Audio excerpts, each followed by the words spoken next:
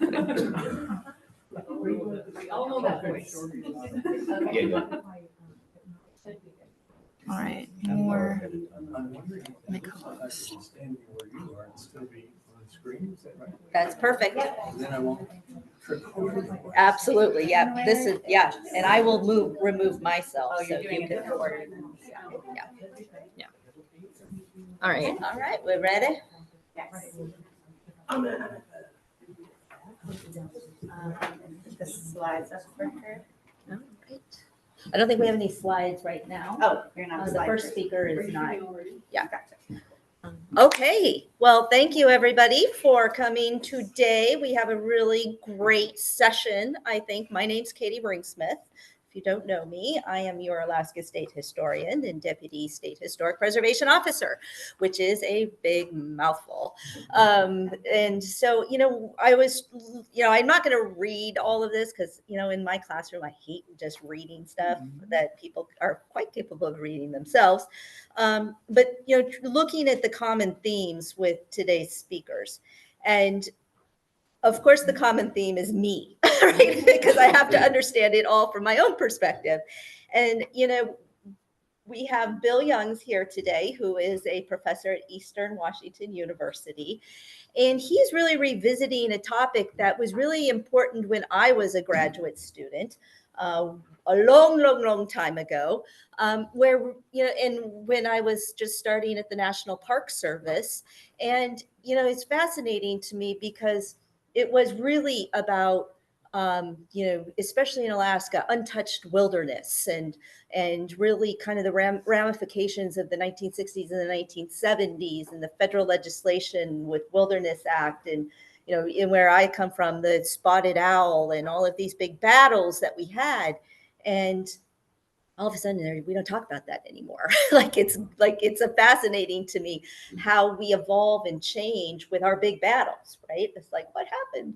But I'm really glad that you're here today, Bill, to talk about this and also to look at how over the decades these things tend to evolve and morph and change, and how lessons are learned, and certainly with the federal agencies and the indigenous people who certainly do not represent untouched wilderness. In fact, we know very much today that humans are very much part of our Alaska landscape. So thank you for coming. And Bill is a graduate at Harvard. So, and not to mention Berkeley too. So we got some power players here.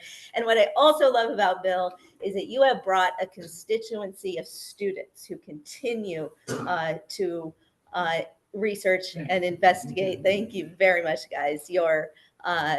For our Alaska history. So thank you and welcome to Alaska. Our next speaker, Daniel, you guys all know Daniel, right? Everybody knows Daniel Monteith, who is also a professor of anthropology at the University of Alaska in Southeast, and also has an entourage of students always that he has inspired over the years. And he has quite an extraordinary project today, and we have Stormy on board too. Oh, thanks, Rach. Who's going to also be kind of interactively engaging with you guys today. This is an amazing project, and I again have to talk about me a little bit because I wrote the grant, the maritime grant that we received over $350,000 to launch an Alaska maritime historic preservation program. And this project is exactly what I envisioned we could do. It's innovative, it's exciting, and the innovation actually is the preservation of innovation. It is really, so I'm not going to steal your thunder and let you talk about the presentation, but it's going to be very cool. And then finally, we have our last speaker, Cynthia Wentworth, who unfortunately I have not had the chance to meet yet. She's going to be speaking from remotely. But again, another really important topic that introduces, the challenges, but also the successes of when we combined, kind of the more traditional Western science approach with our indigenous knowledge, and how that's so important, because at the end of the day, knowledge is knowledge and you can't have enough of it. So with that, I am going to welcome our first speaker and thank you all for coming. And you're on, Bill. Okay.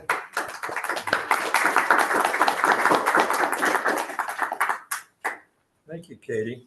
There's no mic that I have to worry about, right? No, you Okay, just so I have can to, stand wherever. you I- just stand. Okay, Yeah, just. great. If you would like to sit, we can grab you a chair. No, I think I'll be fine. I'll tell you if I need it, but thank you. The paper I'm going to give today is in a literal sense for the birds. And what I mean by that is I'll begin with the story of two peoples and their relationship to birds. The Hunut Tlingit with gull eggs in Alaska, and Americans of the lower 48 with bird feathers in Florida.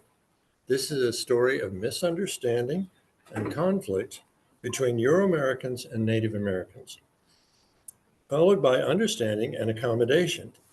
In each case, the specific story of birds is illustrative of larger currents of value and practice. During more than half a century, the National Park Service in Glacier Bay and the indigenous Hunut Tlingit faced off in sometimes bitter encounters pitting their opposed approaches to nature. Today, we'll review events in Florida that helped shape a conservation ethic in the United States. Then we'll explore the traditional conservation ethic of the Hunut Tlingit in Glacier Bay, in particular in their gathering of gull eggs. Next, we'll see how these two groups did battle and how they eventually came to an understanding of their common ground and worked together with remarkable results. First, the feathers of Florida. During the late 1800s and early 1900s, you could see them in New York City on ladies' hats. They made for a colorful scene in fashionable sections of town, but at a terrible cost to the birds from whom they were stolen. In 1887, the influential outdoor magazine Forest and Stream published an editorial and a collection of letters bemoaning the avian cost of high fashion in hats. The article noted the formation of a new organization, the Audubon Society. In a letter of support, famed preacher Henry Ward Beecher criticized the slaughter of these winged gems. He claimed that kind feelings and taste and aesthetic sympathy of the whole community are on your side in support of bird protection. But the whole community included thousands of women who continued to cherish feathered hats and a millinery industry and bird hunters who profited by answering their demand. The plume hunters, as they were called, descended on rookeries at the height of the breeding season, when the feathers were at their most colorful, and shot out entire bird colonies, killing adult birds and leaving the chicks to die of starvation. As the supply of feathers and plumes declined and Florida began passing laws hindering the plume trade, the value of an ounce of plumes came to exceed the value of an ounce of gold. So despite the law, the shooting out of the rookeries continued. In 1903, the fledgling Audubon Society hired a man named Guy Bradley, a former plume hunter himself, to enforce the Florida law. Bradley worked tirelessly, traveling to remote corners of the Everglades, catching poachers, and posting no hunting signs at bird nesting sites. Guy Bradley was a devoted warden and a married man with a wife and two children. And in 1905, he was shot dead while trying to arrest a poacher. The news of Guy Bradley's murder swept rapidly across the country. The general outrage was apparent in statements like this: "Every great movement must have its martyrs, and Guy Bradley is the first martyr in the cause of bird protection." Within a few years, the cause of protection claimed the lives of two more Florida game wardens. These martyrs nurtured support for the cause of bird protection. In 1903, Theodore Roosevelt created the first ever National Wildlife Refuge. Today, there are 560 such refuges throughout the United States, covering 150 million acres. Only 16 of these sanctuaries are in Alaska, but their acreage here is slightly more than half the country's total refuge acreage.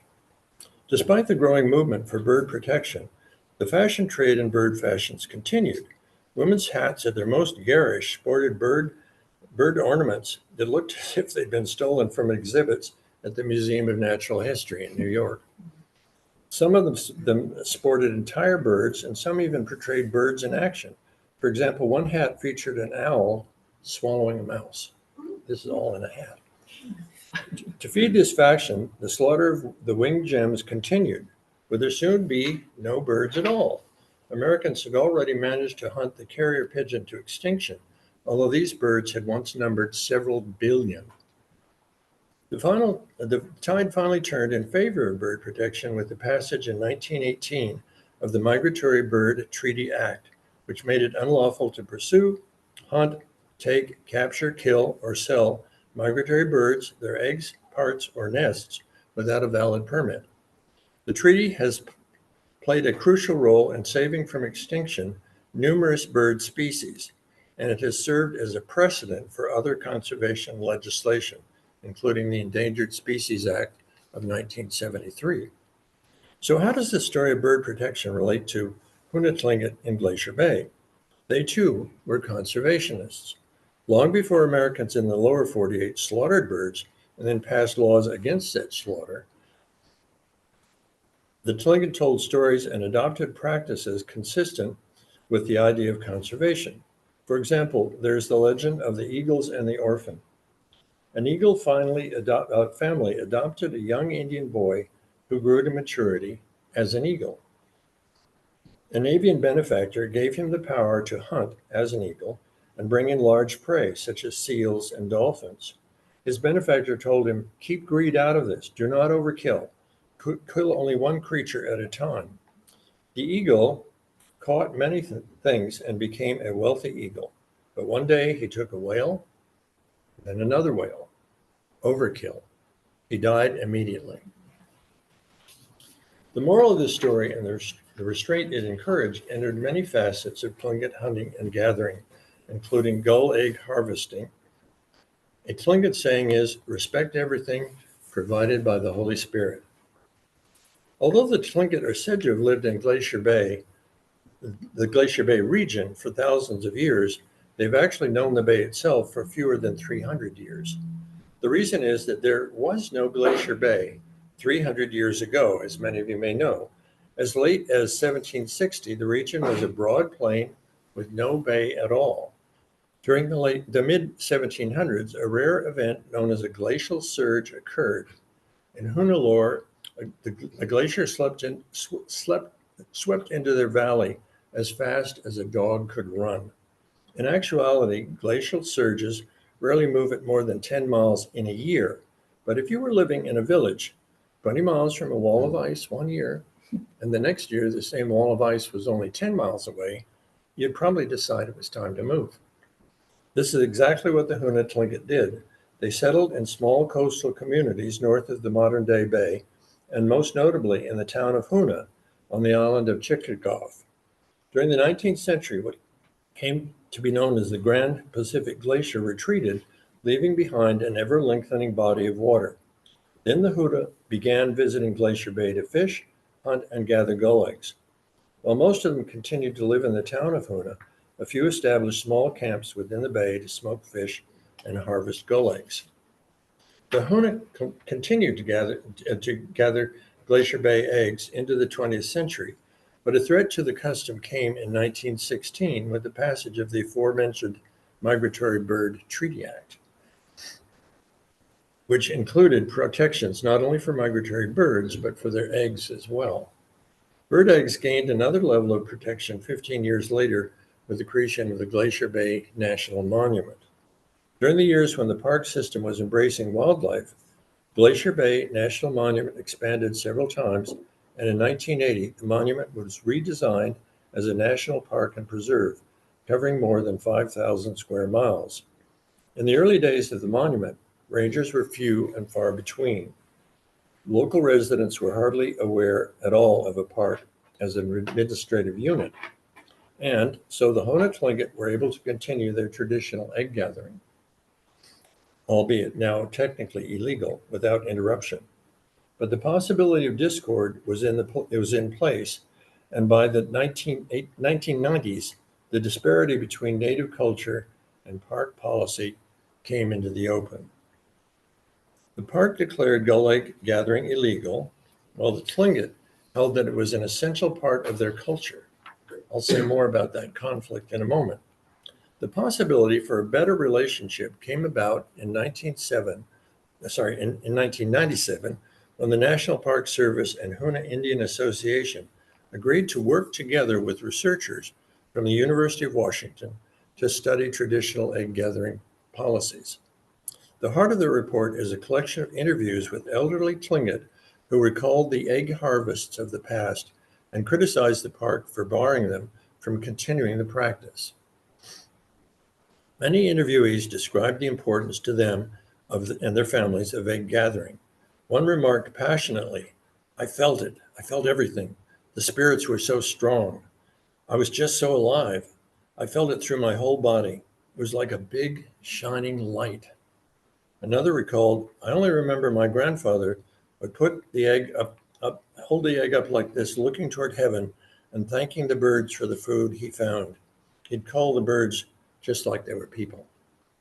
Naturally, the Hoona interviewees expressed resentment at being blocked from their traditional egg gathering. One remarked, "Seagull egg gathering, whether it be with permission of the Western world or not, I'm going to do it. If I have to become a criminal for something I've done following my grandfather's footsteps, so be it. I don't feel like I'm breaking nature's law. Nature's law is more powerful than man's law."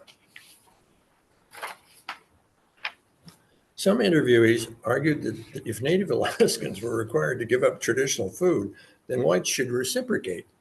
One man told a judge in Juneau, "How would you like it if I took your bacon and eggs away from you?" Summarizing people's feelings about Glacier Bay, one interviewer made this eloquent statement: "This is so much more than a national park. I think that without the Hoona Tlingit presence, you only get part of a national park. The Hoona Tlingit are as much a part of the park as glaciers are, as with the resources that are in there, as the wildlife is." Fortunately, the Park Service and the Native Alaskans have begun listening to each other. This was apparent in dedication statements written by representatives of each group for the publication of this report in 2002. Tommy Patrick Lee, superintendent of Glacier Bay National Park, wrote, "These eggs, once joyously harvested by family groups during their first outings, are now the touchstone of a strengthening relationship between the National Park Service and the Hoona Tlingit people." Frank Wright Jr., president of the Hoona Indian Association, reciprocated with these words, "We have focused on the common goal, one of cooperation and understanding. Thank you for recognizing the importance of the Hoona presence in our homeland, Glacier Bay. The Hoona Tlingit cultural and spiritual values run parallel to the values of the National Park. Service in the protection and use of this wonderful place we call the traditional homeland." In the 2002 report, Superintendent Lee noted encouragingly, "We now understand that the collection and consumption of gull eggs is an integral part of the Tlingit people's heritage and have scientific evidence that limited harvest can occur without affecting gull populations." All well and good, but he added, "We also recognize that legal and regulatory hurdles must still be resolved."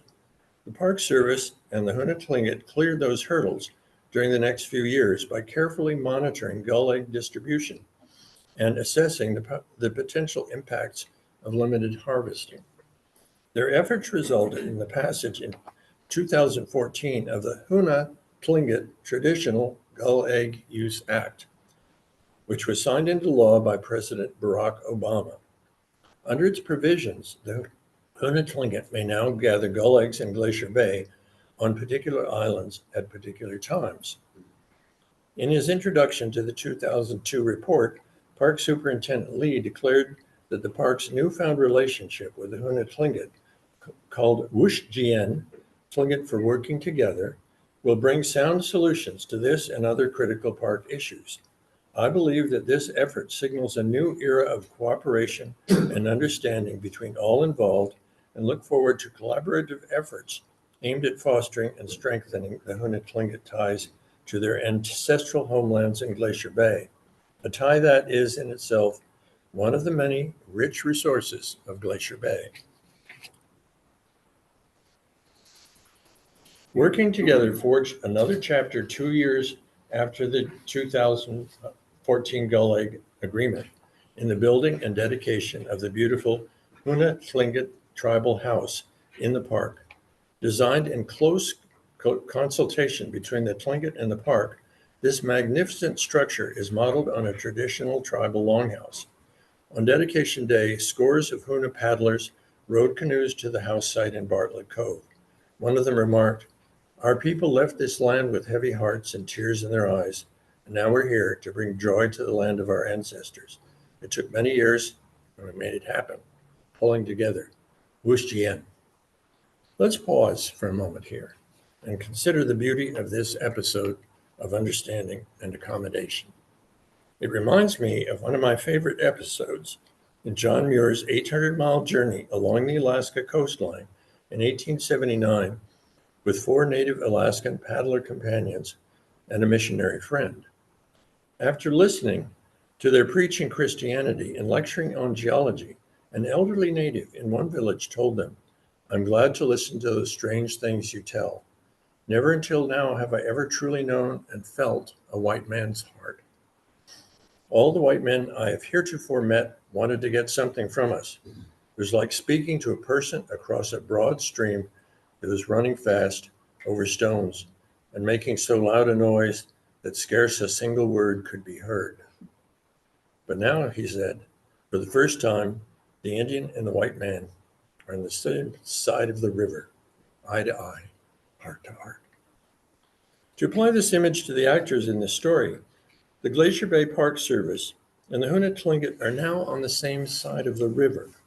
Throughout the national park system as a whole, in recent years, there have been other moments of inclusiveness and understanding. In fact, it can be argued that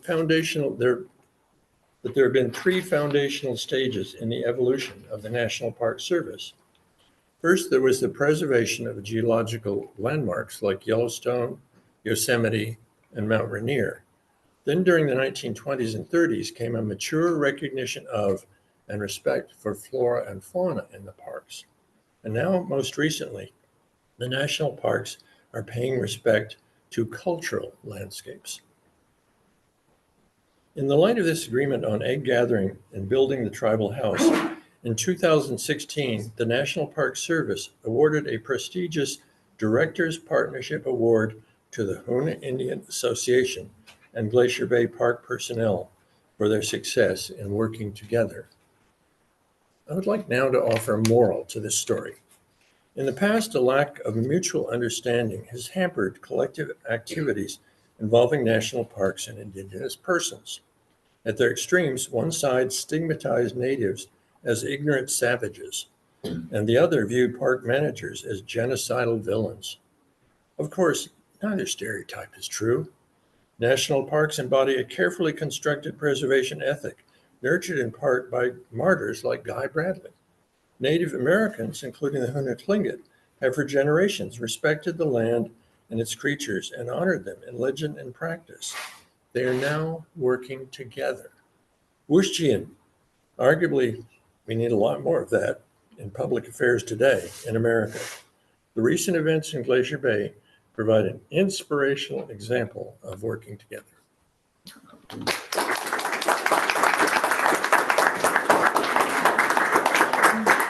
All right. Well, thank you very much, Dr. Young. That was really wonderful. And, there's quite a few people who are online and in this room who have worked for the National Park Service, who continue to work for the National Park Service, and who were there, right, in the late 90s when this was all happening. And I think that they would very much appreciate, I'm speaking for them, but very much appreciate the fact that you're remembering this part of history and recognizing how hard they fought to remember and ensure that voices were heard. Not to mention, even in the classrooms today, we remind our young students that Alaska is hardly the last of anything. And this is just another example of how we have led the way and help the rest of the nation navigate these relationships. All right, so we'll save questions to the end. And now I want to bring up Daniel Monteith, who is anthropology professor at Alaska Southeast, and who's going to talk a little bit about the fascinating story of a canoe. And we have Stormy online too, calling in, so hopefully this all works. Oh, I'm going to get out of the way and just let you guys handle that part. If you give me just a second, I want Okay. to. Well, Ashley's getting things queued up. Kwasiku, Thinket Yukatangi. Yake Wustini. Iak Shabnegi, Thinket Shabnegi. Unana Deki now. Shabnegi. Anyat Gusani. Aktwasi Gugunaschish. Dani Kyukatwasak. I said, it's good to see you, honored guests, the EAC people, Tlingit people. I point over here to Fran Omer, who's also adopted Tlingit. Dr. Ton, Kagwantan, from one of the Huna clans that we were just talking about.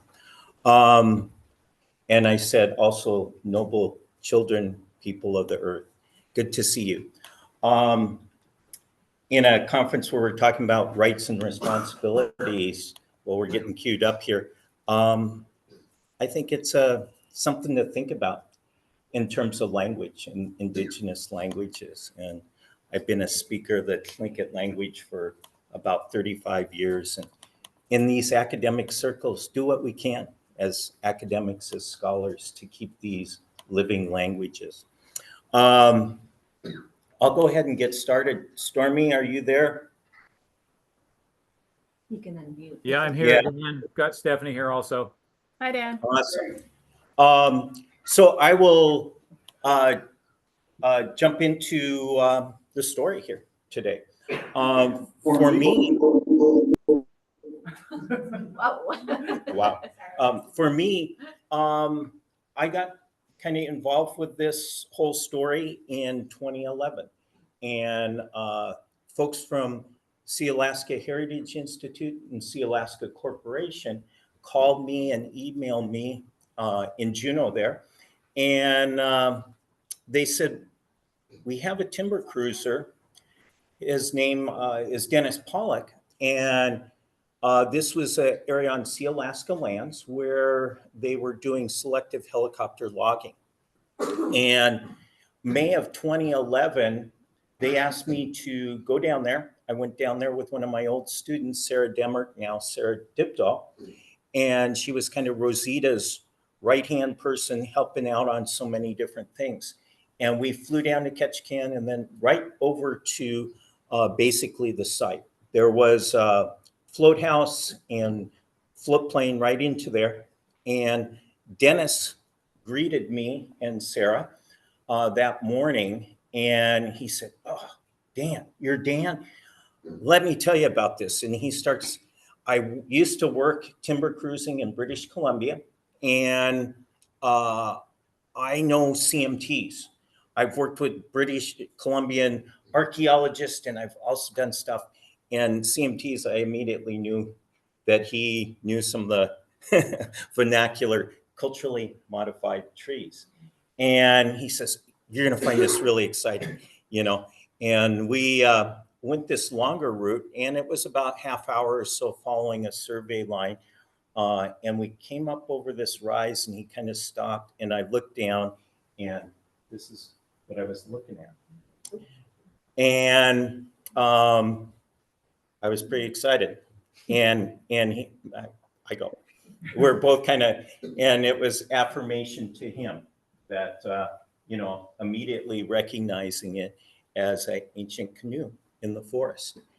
And then I started like a golden retriever running around and looking at these stumps, and all of them were old school double alcove. So they had been adzed away.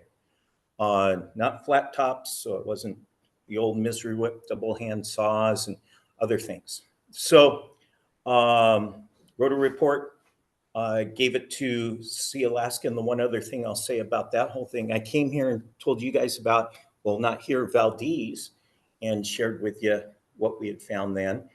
And Rosita, Chuck Smythe, and others said, what should we do? And I said, I would put a buffer around that site. They said, should we try and do something with the canoe? And at that point, I kind of thought outdoor museum kind of idea. It would have been very difficult, although Dominic started giving me all kinds of ideas in the last couple of days of shipping it out of there, helicoptering it out of there, but it's still there, long and short. And Sea Alaska, it's timberlands, well, it's their land, and they were doing selective cutting, but they provided a very nice buffer around the entire site. So it left room for future kind of visitation and so many other things. And then this is where Stormy and his daughter Stephanie, we're going to have kind of a conversation, a dialogue in the next 15 minutes now, and tell you a little bit about it. So Stormy got in touch with me last fall, and this is where I'm going to ask Stormy to jump in here, and I'll kind of move some slides and that. But Stormy, if you would share kind of your inspiration for the project and the grant writing, and then also tell them a little bit about your getting into carving. He's Haida and a Haida carver, and done some amazing projects. And definitely share with them the canoes and why this canoe, this ancient one in the woods, is particularly important for carvers today. Like on video on the screen. Yeah, that'd be Do awesome. you also need the slides, or is it just him? I'll need the slides, yeah. Okay, So I'll if we try can to share do screen. both. So take it away for a little bit there, Stormy. All right. Thank you very much, Dan. Really appreciate you being there in person. It looks like a lot of fun. You know, here we have myself, Stormy Hamer, and my daughter, Stephanie. And, you know, as you mentioned, we are Haida, and I grew up on a float house. You know, the beginning of my life was right here in Kasan Bay, kind of traveled around Southeast and ended up back here. And growing up on the water, was always fascinated by canoes, and of course always hearing about the canoes from my parents and what they knew about them. And by some interesting coincidence, when I was probably about in third grade, we found an old dugout canoe on the beach that was 30 feet long. It was a different type than the one we're talking about, but nonetheless, it was a red cedar dugout canoe that my brother and I used for 10 years to travel back and forth to school with. And you know, as time went on, I got into working in the woods and the logging industry, which was happening in the community where my school was. Anyway, fast forward a ways, and among my many interests, this interest of the canoes had stayed with me since my childhood. You know, as a kid, I did a lot of carving of models and, you know, little totem poles, things like this. I attempted, but mostly it was, my main interest was the canoes. And here, as I've gotten into, you know, adulthood, and my own kids have been on their own for, you know, well, we're creeping up on decades now, but, you know, I've kind of gotten back to chasing the canoe and trying to unravel the mystery of it all. You know, it's the canoe is a foundational element really of our culture. And, you know, it's well known that as groups, you know, of Native people, that when we do things that our ancestors did, we tend to do better in our lives. And I certainly feel better when I'm doing these types of things. And anyway, that's just a little bit about myself, and I don't want to go on too long. Stephanie, maybe you can say something about yourself. I was raised by this guy. But I think I'm lucky enough to be able to take a few things for granted, and only as an adult have I kind of realized that our history is crazy, incredibly cool, and I want to know everything. And working on this project has given me an opportunity to learn some really interesting new skills, and I think I want to keep doing this kind of stuff. Canoes are sort of dad's thing, but I don't like to focus too hard on one thing, so I just want to know it all. But I think also, old man, Dan wants you to talk about why this canoe was special. And why? Thank you, Stephanie. This, so this, in the, in the history of canoes, we came to a point, when kind of the transition of the 1800s to the 1900s, and people, the canoe makers of that day, they just naturally enough transitioned into other types of boat building. When sawmills became available, those people became the wooden boat builders of the future. And when they did that, there was no one learning the process of canoe making anymore, and essentially the knowledge and the skills of canoe making just quietly disappeared. Very little written information, and a lot of the written information that I've come across is I'm really suspicious of. I doubt whether a lot of it is actually true.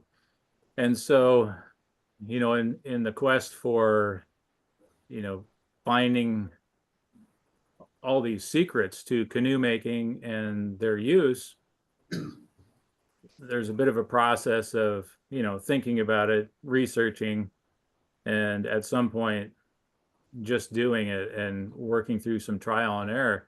Well, one reason it's particularly challenging is because these dugout canoes are not only carved, but they're carved to a shape that's canoe-like, but it's not the final shape. And at that point, the entire canoe, kind of quote, blank, is heated up by putting some water in it, heating up stones in a fire until they're just glowing hot, and putting them down in the water, covering it up, heating the entire canoe until the wood becomes soft enough to change its shape.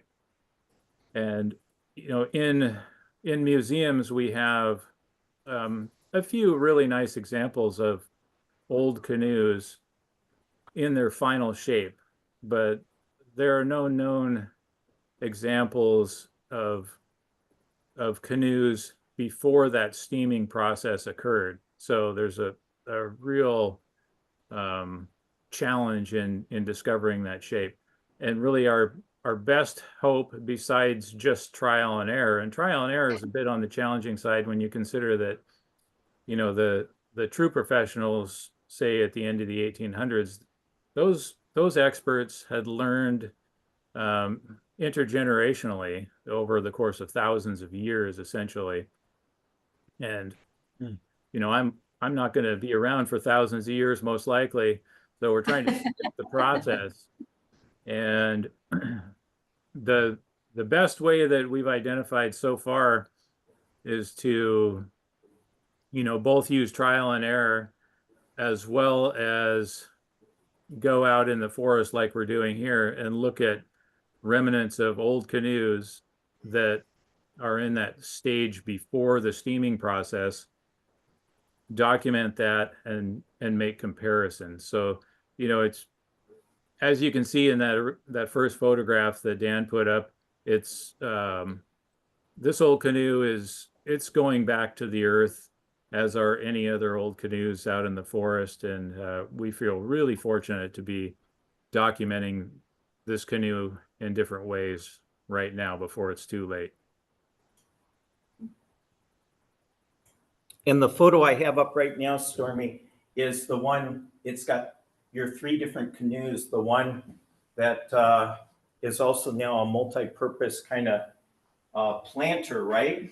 Your first one, and then I've got your second one, and then you're standing next to the one you just finished and dedicated this summer, right? And a picture, as you were talking about steaming, it's also got one that you provided about where you're actually steaming that canoe. Thank you, Stormy. I'm going to show them a few of the pictures now of the actual canoe and talk a little bit more about the project. Tell them a little bit about you and Stephanie and Jason applying for the grant and that.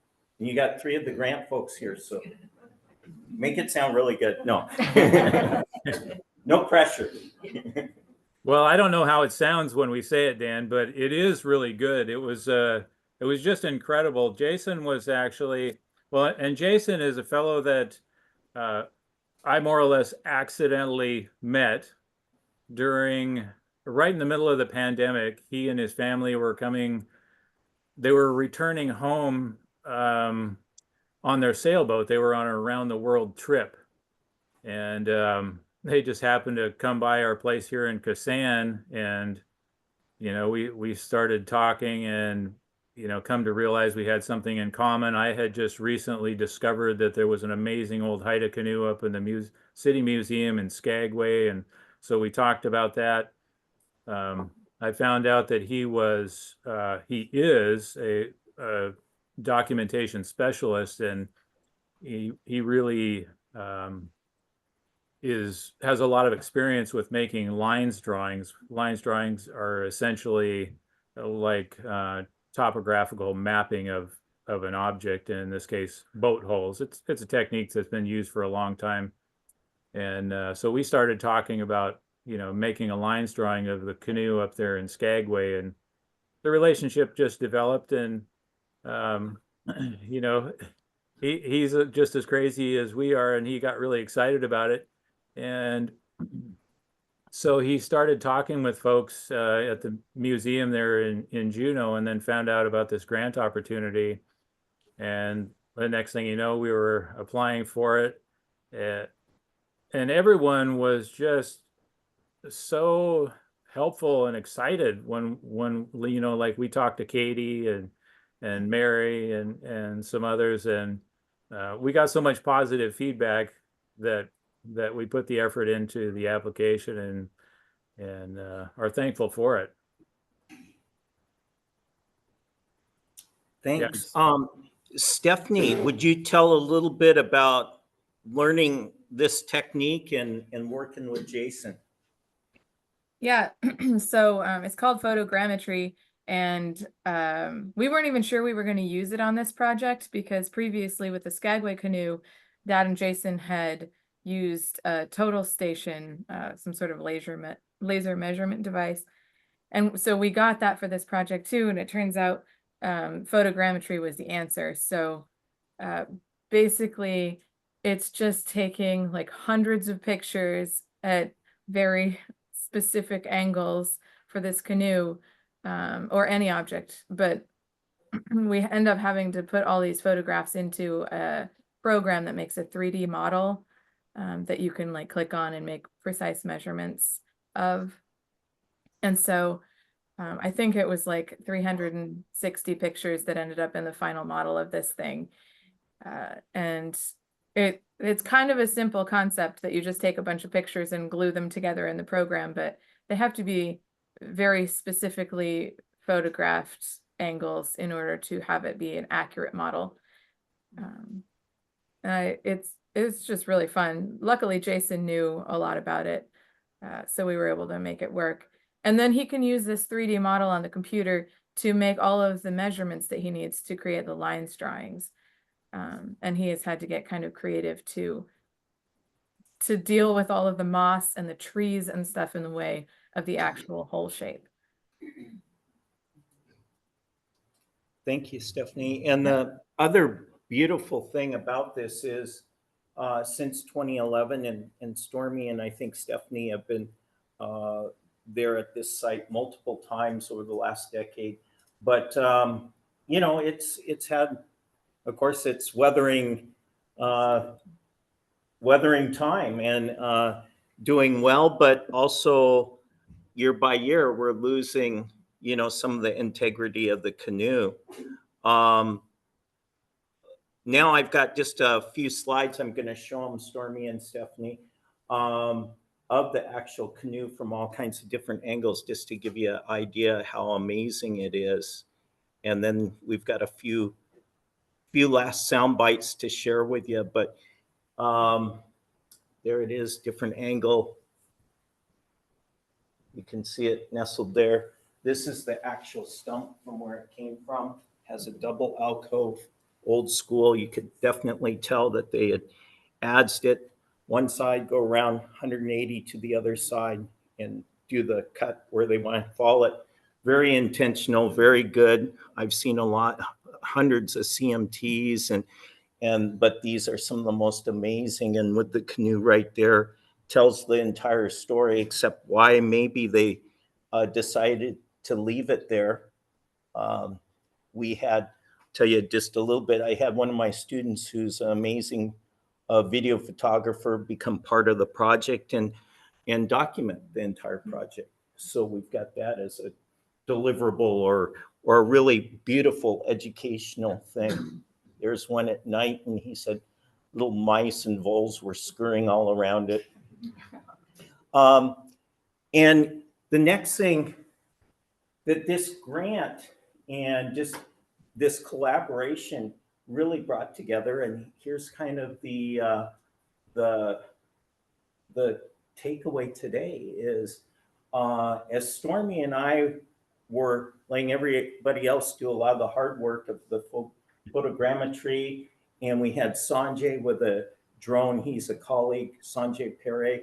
He's our environmental science kind of GIS guru. And he had this $20,000 drone that was 100 plus pounds that he and I carried up, and we flew over the site. So now we have a 3-dimensional down to about 2 centimeters of definition. So incredible 3D map of the area.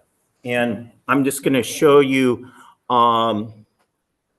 here, there's multiple other stumps or logs in this site. We had 6 large stumps that were double alcoves. They had fallen other trees, and those were sitting there. Interestingly enough, we took measurements. We took they did photogrammetry work, because you can actually still see in some of my photos, if it does it justice, you can see all kinds of woodworking. There you can actually see the adze marks. Beautiful. I mean, we think that this was done, my best guess, and yours is yours, but probably about 1860 to 1880 something. There's a guy by the name of John Baranovich who marries one of Chief Scow's, one of the Hitsatis or Haida leaders of the Gasan village of that point. And he had set up some sort of little saltery operation right in this locale close to it. And so he was selling barrels of salted fish from the Carter River, sockeyes, to different boats and groups that were coming through. Here's some more of the CMTs, more of the logs. Another double alcove, you can see the amazing woodworking. All of the stumps were about the same size, about 4 to 5 meters in circumference. And so here's kind of the punchline. As Stormy and I went around, he started pointing out all these amazing features that he had really absorbed and taken in over time. And we really think that this was a boatyard, in a sense, not just one canoe, but where they were preparing multiple canoes, or maybe in a sense, a lumber yard, a wood yard, where they were getting big trees for, in Tlingit we say kutia, for poles, for the totem poles, if you will. And there's my colleague Sanjay, and you get to see the operation there with the drone. There's Stormy, and he's pointing out, he started seeing where there were smaller CMTs where they fell smaller trees to act as kind of cushions as they were falling the larger trees. We found also one other, so there's some, we're lining it all up, and once we get a nice 3D map there, we're talking about it. There's one of the smaller trees that have been falling for kind of the cushioning of these big, beautiful trees. And then in this area, we found ones that have been kind of worked in almost like they were laying out kind of this pathway, this kind of skidder, in a sense, pathway for the logs. There you go. You see one of them that's worked. So this was really a kind of a, you know, folks, too much essentialism by those darn anthropologists, you know, one person out in the woods just carving away. But here you've got this kind of industry site, right? Traditional historical production site for canoes. And there we are looking, this is kind of the skidder area, I'll call it. The video documentation, Luke Holton, one of my students. So there's a lot of educational aspects to this. We want to next year go back. We had a couple of the high school students help, and we'd like to have the schools on Prince of Wales. We've got a Title III grant and that. So take away a boat production site. We've got a couple archaeologists here, but I haven't heard about that for the Pacific Northwest coast, documenting a site like that. The other thing is conservation of tree sites like this for future canoe building and kutillas for poles.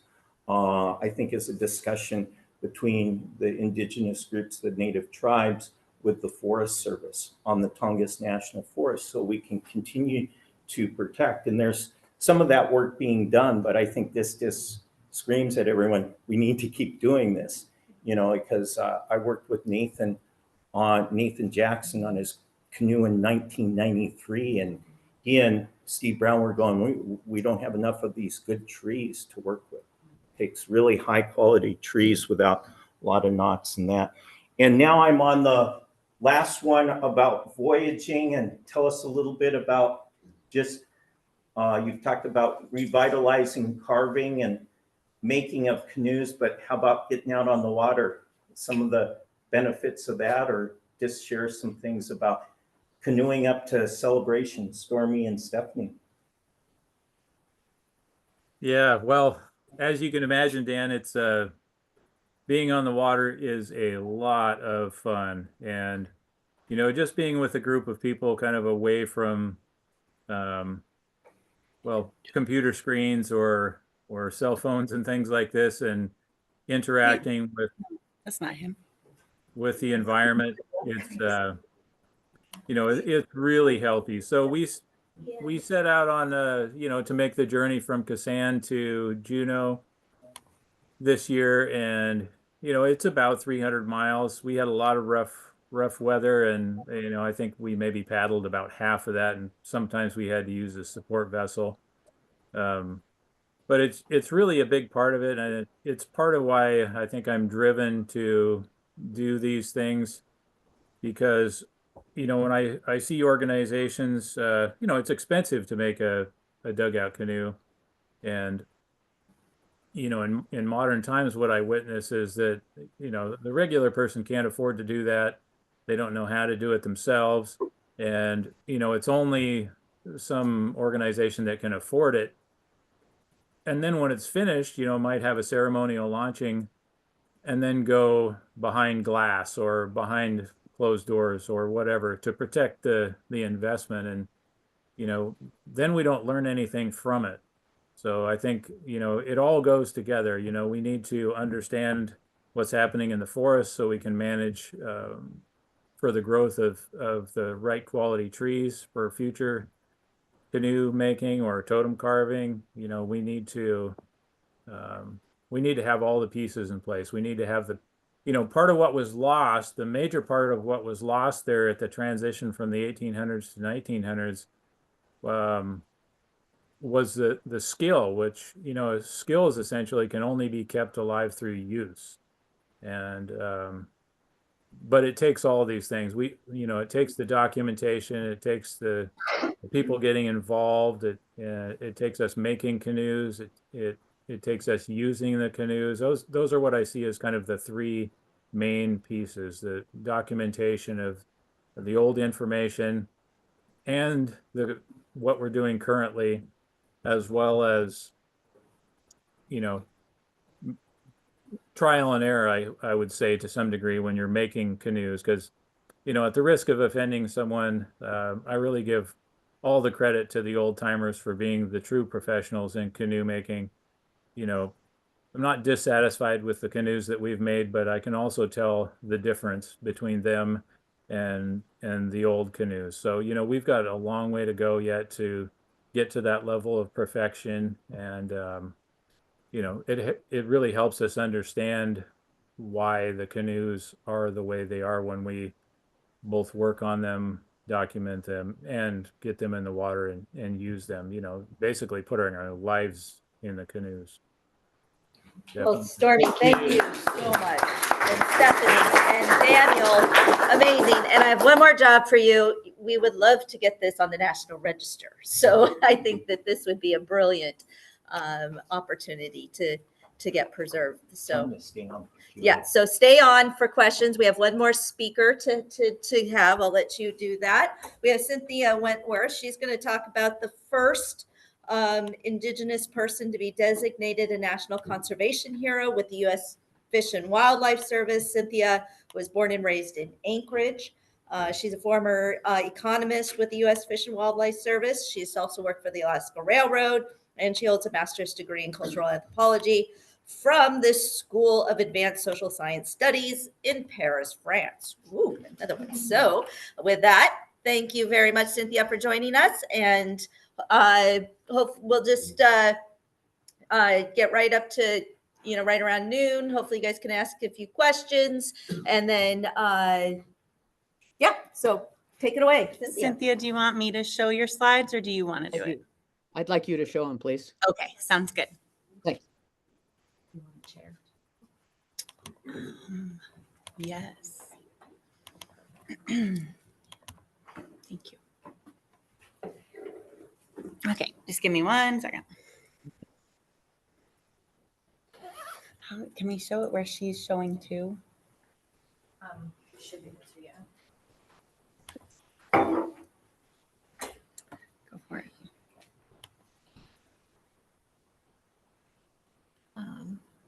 Slideshow beginning.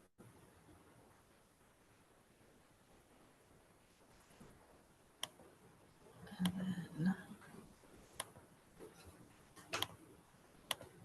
Oh, yeah, that was it. Whatever you just had. Okay. Oh, it's in the other. It's like she popped to over. the right. Yeah. There we go. We have an extended screen right now, which I Yeah, did not know we that's, had. that's good. That's probably best, right? Just when I have to change the slides, I think she'll pop away and then I'll have to bring her back up. One moment.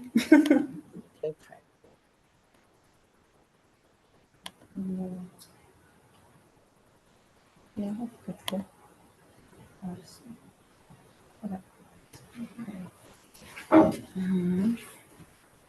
Okay, I think. Yeah, every time I change the slide, she's going to go away. I think we'll just bring her back after she's done. Okay. All right. So Cynthia, we won't be able to see you. We'll be able to see your slides. Okay.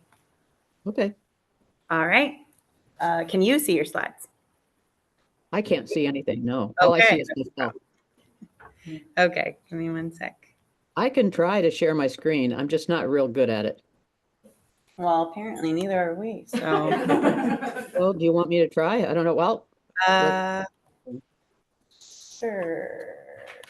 usually when I share my screen, I can't see myself either. So, Right. Give me 1 sec. Let me try one more thing.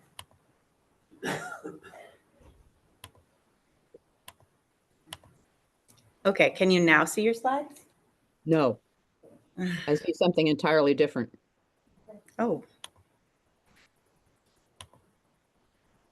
I'm not so familiar with this computer. Oh, You just hit the HDMI. oh, You're okay.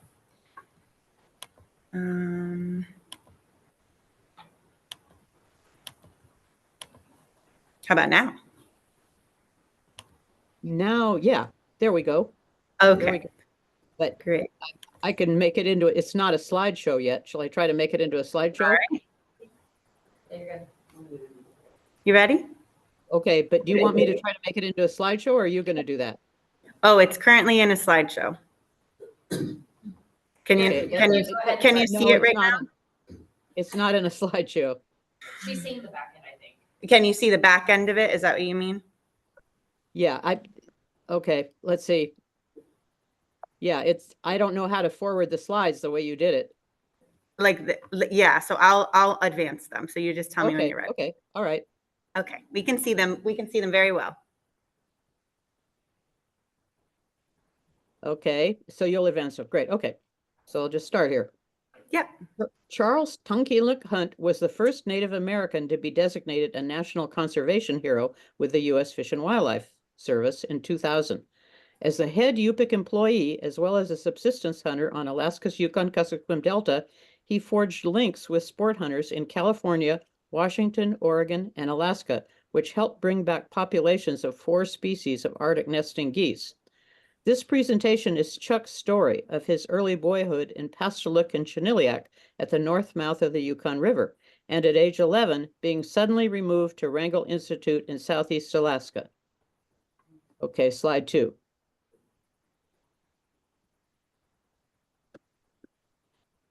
How do I get to slide 2?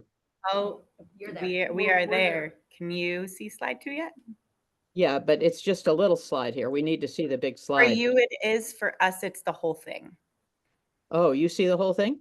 Okay. Yes, we have the regular slideshow. Okay, so how will I know when we get, because all I can see is the first 3 slides. Will I not be able to see that from after that? So you can't see like It'll continue to move forward and you'll see multiple slides as you're going. right now, you could see where it says next slide and then Yukon River Northmouth. Here on, can you hear me? Yes. Here on Zoom, it's not showing up as a full slideshow. It's showing up in the format way and the slides aren't advancing. So it's something with the view on Zoom. Yeah, we're having trouble. So Getting maybe it from too. beginning. You want me to try to share my screen? I'm not great at it, but I can try. What if you do? Okay, give it a shot. Give it a shot. Here. Share screen. Post disabled participant screen. Okay. I will fix that. Right, let's see, share screen. I have it up on my, okay, just a minute. It keeps saying disabled here. Share screen, okay. Oh, my goodness. Here. Sorry, Cynthia. Yeah. Share screen. I have so much trouble with this. I'm in a Toastmasters group where I try to do this too, and it's just the There you go. technology. Do you Okay. see some We have- slides now? We have your email right now. Yeah, you shared. No, your that email. doesn't work. Oh, man. Now I don't see anything but Zoom. I'll just keep trying to bring it. It says I'm screen sharing, but you don't see anything. No. Oh gosh, well, I'll get out of, let's see. Let me just, here we go. Okay, now. New our screen sharing. Now, let's see. Sure. I'm sorry, Cynthia. Yeah, so am I. Okay, now share. We can see everything perfectly is the ironic part. Okay. Do you see anything now? Yes. Yeah. We can see your Here's- full okay, slideshow. wait a second. Okay, I might be I think there, okay. There's the second slide, which is where I Yes, wanted to you be. got it. So there, okay. Yeah. Okay, now, does everyone see the village of Kotlik? The 2 villages that I'm going to be talking about here are Chuniliak and Pastolik, and both of those are no longer inhabited, and they're a few miles east of the modern-day village of Kotlik. And that's where Chuck had his roots, in Pastolik and Kostolik, and Pastolik and Cheniliac, particularly Pastolik. Okay. This slide shows the Yukon River, North Mouth, and Pastel Bay. Both of Cheniliac and Pastolik were along the Cheniliac Slough, flowing east from the Yukon River mouth. Whoops. Okay. Chuck loved to say, Pastolik was the original village. We are the original Yupik, with his typical sense of humor. A sense of humor that later united subsistence and sport hunters in their common quest to protect the Arctic nesting geese. Chuck said we're the original Yupik because Pastolik, which you see down there, there's my pointed, it was a pre-contact and historic village dating from the 1830s, as well as a modern settlement. The people at the north mouth of the Yukon River were called the Pastuleermute. Pastolik was one of the principal places where Dr. Edward William Nelson, a scientist working for the Smithsonian Institution, collected natural history specimens between 1877 and 1881 while he was stationed in St. Michael. Spirit World of the Bering Sea Eskimo. This was one of Chuck's favorite books. It was published by the Smithsonian Institution in 1978. Sometimes Chuck would study this book for hours. The photos of berry buckets, fish traps, spoons, and throwing spears that Dr. Nelson collected in Pastolik and nearby places brought back memories of what his grandfather, his father, and he himself had made, and of what local people actually used when Chuck was a little boy.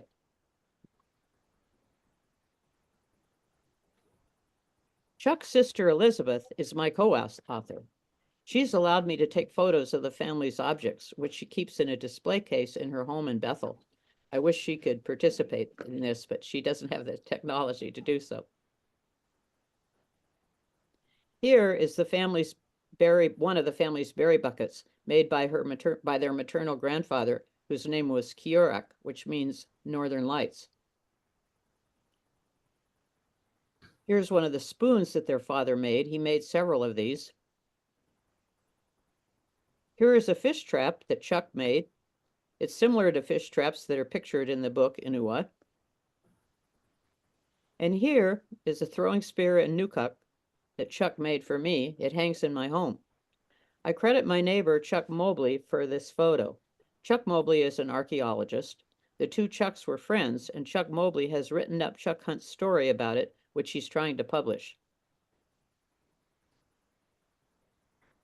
Chuck was actually born at Vigorpak, which is right here, which means Big Bluffs, on the northeast coast of Pastel Bay on July 10th, 1944. Vigorpak is also known as Reindeer Camp in English. During the 1930s, it had a reindeer corral and was the site of reindeer roundups. When Chuck's parents camped at Vigorpak, they were putting up dried salmon and picking berries. They returned to their home in Pastolik shortly after Chuck's birth. Chuck spent his early years in Pastolik with frequent trips to Cheniliac by dog team for church, Yupik dances, and to visit the trading post where Chuck's papa sold his furs. Despite the frequent trips to Cheniliac, Pastolik was Chuck's emotional anchor. Chuck liked that it had only 3 families, so it was not really a village. Chuck was proud that, contrary to the village kids, he grew up surrounded by nature. He once wrote to me that the quiet of Pastolik brought him feelings of calmness, peace, and a great sense of security. He wasn't fond of social gatherings, and he didn't like crowds, but he was fond of Yupik dancing and drumming itself. During Chuck's boyhood, the family's headquarters was Pastolik, but they moved seasonally to where the fish and animals were. Whoops. Chuck loved the word Uktorlinerluta, the Yupik title of James Barker's book that was published in 1993. He repeated it often as it described to him what his early life was like, moving from place to place according to the season. The family didn't have a boat and motor until Chuck was at least 8 years old. They used a raft to move from place to place and to go to fish camp.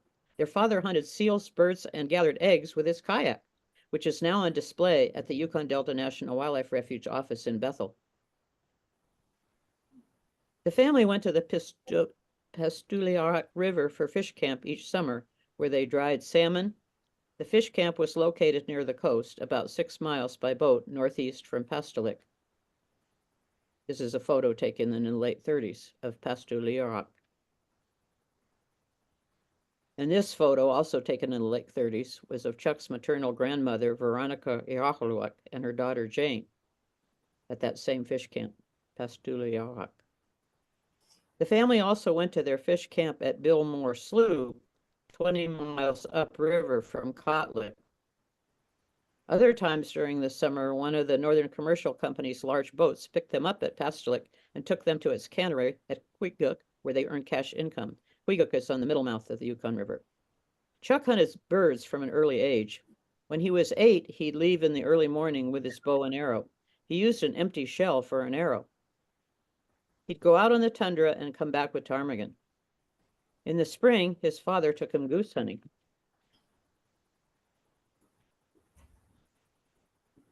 Oops.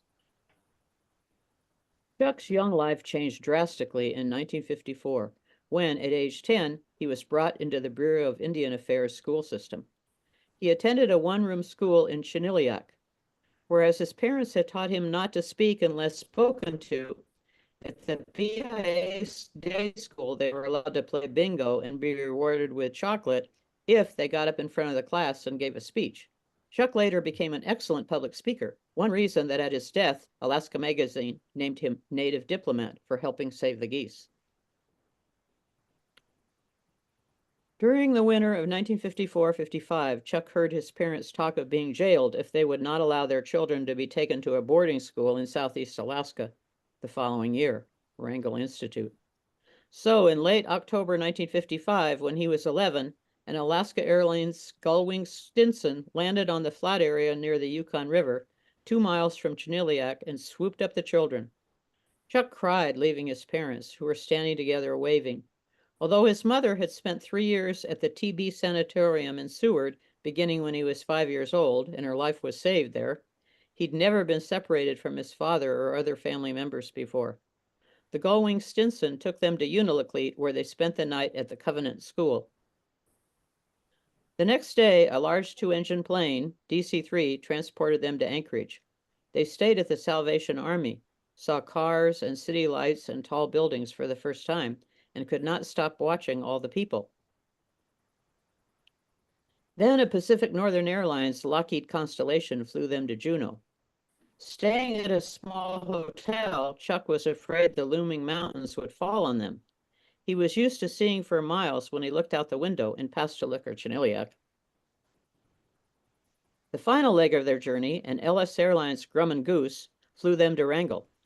Chuck wrote, "When the plane sped up, my window was underwater. That's when I thought we were really going to sink, but the plane took off without sinking. After about 30 minutes, we landed on the open bay and moored at the seaplane dock. Then once more, we were piled into a big vehicle called a bus, and we rode down a dirt road." In 15 to 20 minutes, they arrived at Wrangell Institute. 3 large buildings greeted them, all painted yellow with green roofs. Chuck wrote, "For the next 4 winters, Wrangell Institute was my home. A map of Alaska was in our classroom, and we used to find our village in Wrangell and measure how far we were from home, at least a couple of thousand miles. There were Athabascans, Inupiats, Aleutes, Tlingit Haidas, and wee Yupiks. But the thing I remember most was being homesick for my parents, relatives, and the Eskimo foods. We were used to dry fish, agudek, and many other fresh foods. In the evenings, us kids from the mouth of the Yukon River would sit and talk about home. Many times we'd get so homesick we'd cry. Several times I would walk down by the seaside, and when the tide came in, I thought of drowning myself.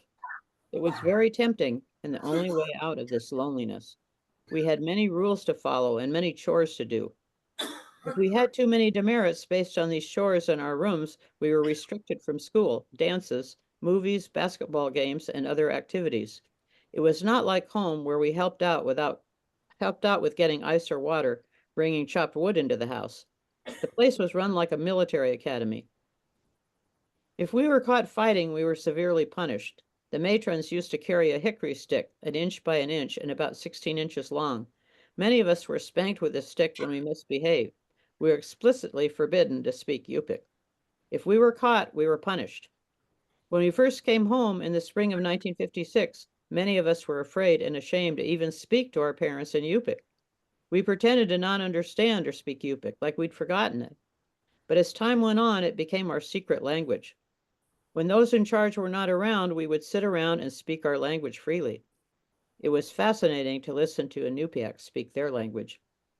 We found out many of their Inuit words were the same as Yupik. I could understand the Inuit dialect of the Anaktuvuk Pass kids more easily than the dialects of the other Inupiaqs. I could not understand the Athabaskan or the Tlingit languages, but they were still fascinating. I never heard the Aleut speak their language. We were so used to eating with our hands that we had a difficult time using knives, forks, and spoons. We had to be taught table manners. We had to eat strange foods. And we Eskimos were called blubber eaters. This was true in a sense, but we did not eat much blubber. We ate seal oil, which is part of our daily diet. We had a difficult time learning how to eat vegetables. In spring of '59, I graduated from Wrangell Institute. In 1959-1960, I stayed home in Pastolik to help my parents. And since the only book at home was the Bible, Chuck read the Bible from cover to cover.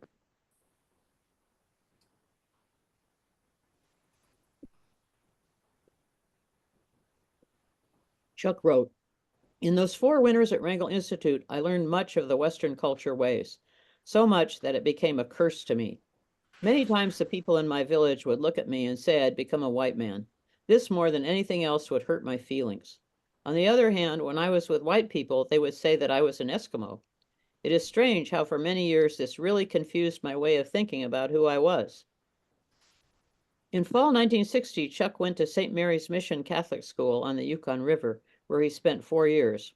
He later wrote, "When I was at St. Mary's, I was ousted from the start. Brother Benish, who was in charge of the boys, used to call me the Wrangell Kid. He'd said I would be a bad influence on the good boys because I attended Wrangell Institute. He made fun of me in front of the other boys. It was a battle from the very beginning to show everyone that I was a good person. Basketball was the way I finally did this. In the 4 years I was at St. Mary's, I became the school basketball hero. By the time I graduated, I was no longer the Wrangell Kid, but a person who might make it in this world. But the hurt remained with me for many years." Chuck graduated from St. Mary's with honors on May 17, 1964. The following year, he was a basketball coach volunteer at St. Mary's. He thought about going to college, but decided to join the Army. He went to basic training in Missouri, then to Army Medical Corpsman training in Texas. He aided wounded soldiers returning from Vietnam. In September 1965, he returned to Alaska. Many of his buddies were shipped to Vietnam. Chuck, however, was sent to Officer Candidate School in Fort Benning, Georgia. He became a second lieutenant, then a captain working for the National Guard in Bethel. Chuck was very public about his problems with alcohol and his recovery from them. His piece, "Why Am I an Alcoholic?" written in November 1997, tells more of his life story. He attributes his alcoholism to the cultural disruption that being sent to Wrangell Institute caused. He wrote, "1 year after graduation from high school, I went into the Army. This is when I first started drinking and I got drunk. In December 1968, he got married. During his married years, his abuse of alcohol became worse and he went to jail more than once for domestic violence." He wrote, I did not know what made me so angry. I was in terrible confusion. I didn't know who I was anymore. The result of this was that in April 73, he was divorced and he lost his job as a captain with the National Guard. After his jail term, he became lands officer for the Chilista Corporation and then lands director for the Native Environmental Organization, Nunamkukilutsti. In January 1979, he went to work for the U.S. Fish and Wildlife Service. He later wrote, "In March 1982, I committed a crime, a felony, which sent me to pay 3 years of my life to society. I almost shot 4 of my friends while drunk. I did not know the reason why I pointed the pistol at them and told them I could kill them at any time I wanted. But something somewhere in the back of my mind stopped me from pulling the trigger. I always thought it was God. I think he had better things for me to do. When I was waiting to be sentenced for my crime, which took 3 months, I decided to go into alcoholism treatment. He went to the Alcohol Treatment Center, Phillips Alcohol Treatment Center in Bethel. During that treatment, I wanted to find out what was making me the way I was. I finally decided to look at myself like I never had before. Chuck realized and later wrote that his worst hurt was being sent to Wrangell Institute. In addition to what I've recounted here in Chuck's November 1997 piece, Why Am I an Alcoholic?, he described being sexually abused by the boy's advisor, a man he trusted. It happened at the Salvation Army on the return trip home from Wrangell. Chuck wrote that other boys talked of similar experience with this boy's advisor. But Chuck had good as well as bad experiences at Wrangell Institute. He learned to play pool, to roller skate, and he had a good time fishing. He loved being out in the wilderness, going on weekend trips to Pat's Creek, south of Wrangell, where he was a Boy Scout. He enjoyed playing clarinet in the band, and he learned to square dance. Still, his predominant emotions from having gone to Wrangell Institute were anger, hurt, confusion, and betrayal. On the other hand, at Wrangell, he learned how to behave in the Western world. He later made friends with sport hunters in Alaska, Oregon, and California, some of them very close friends, and he hunted with them. In his recovery process, when he asked himself the question, am I Yupik or am I Western culture, he concluded that he was both. This attitude helped him forge the cultural links that helped save the geese. And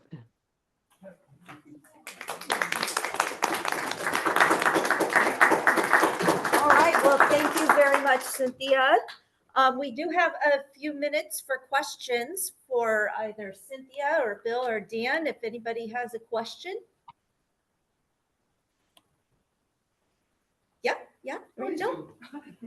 Especially for Dan, and Stormy and Stephanie. Oh, who yes, both yes, still they are, on. hopefully Yeah. they're still on. Yay.